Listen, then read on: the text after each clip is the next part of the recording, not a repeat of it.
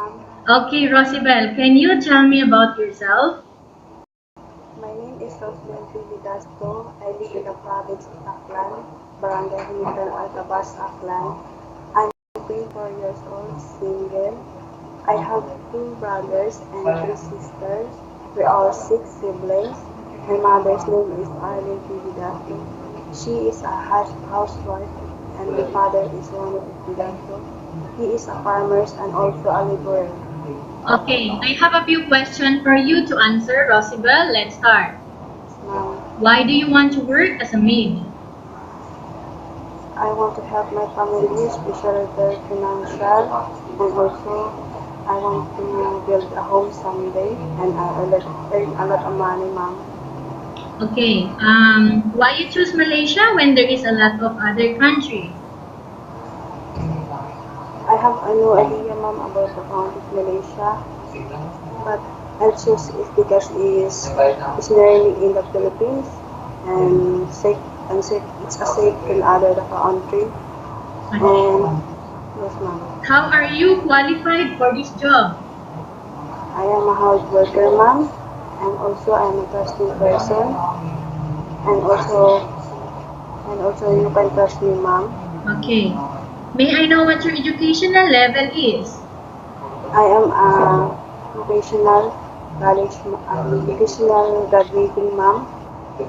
Okay, what was your recent working experience?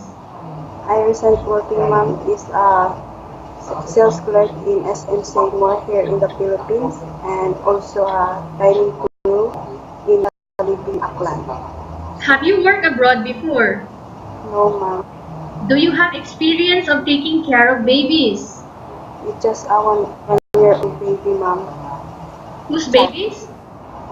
It's just a 1 year old child, mom. Okay, and whose babies is that? It's my auntie. It's my aunt. Okay, how about elderly?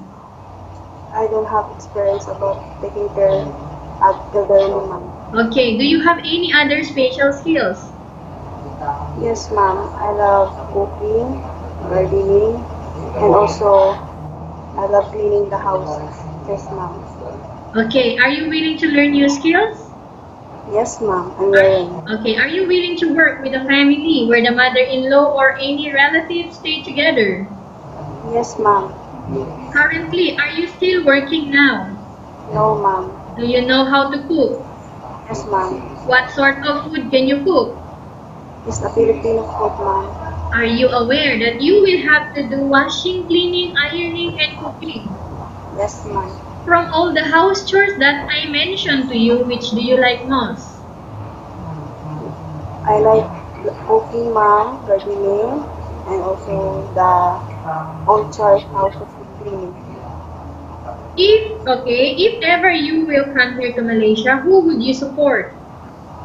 My family, ma'am. You are not allowed to use handphone during working hours. Yes, ma'am. You are only allowed to use handphone after you finish all the works and when going to bed. Yes, ma'am.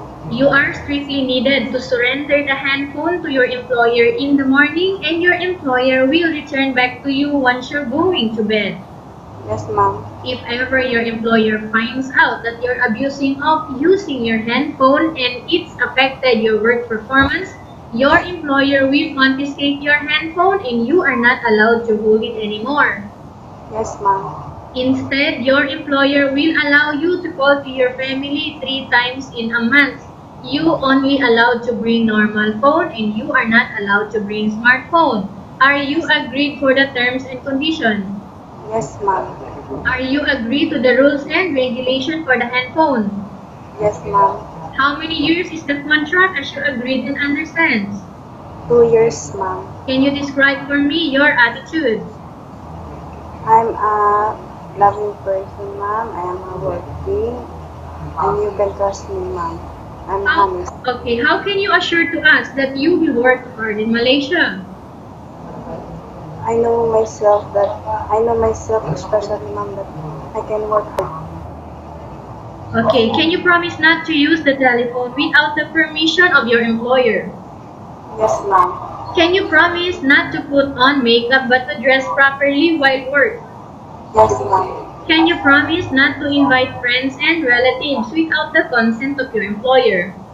Yes, ma'am. Can you promise not to ask for advance salary from your employer under any circumstances? Yes, ma'am. Do you really understand of the rules and regulation of the agency? Yes, ma'am. Do you pay any placement fee for you to come to Malaysia to work as a maid? No, ma'am. Do you have any history of sickness, breast cancer, or any other illness? No, ma'am. Do you suffer from any skin diseases, allergies, or physical defect? No, ma'am. Have you suffered from any serious illness? What, ma'am? Have you suffered from any serious illness? No, ma'am. Do you smoke? No. Have you undergone any operation before? Yes, ma'am. Are you medically fit or are you fit to work? Yes, ma'am. Are you in any medication right now? No, ma'am. Are you allergic with any food? No, ma'am. Are you prepared to work for the employer of different races? Yes, ma'am. Are you prepared to eat the type of food taken or given by your employer? Yes, ma'am. Are you afraid of being left alone in the house? No, ma'am. Are you afraid of dogs or other pets? Depend on size of dog, ma'am. Okay, so what kind of dogs you are afraid? It's a big ma'am. The biggest one. Yes, ma'am. Okay. Can you promise not? Okay, can you promise to work according to instruction from your employer?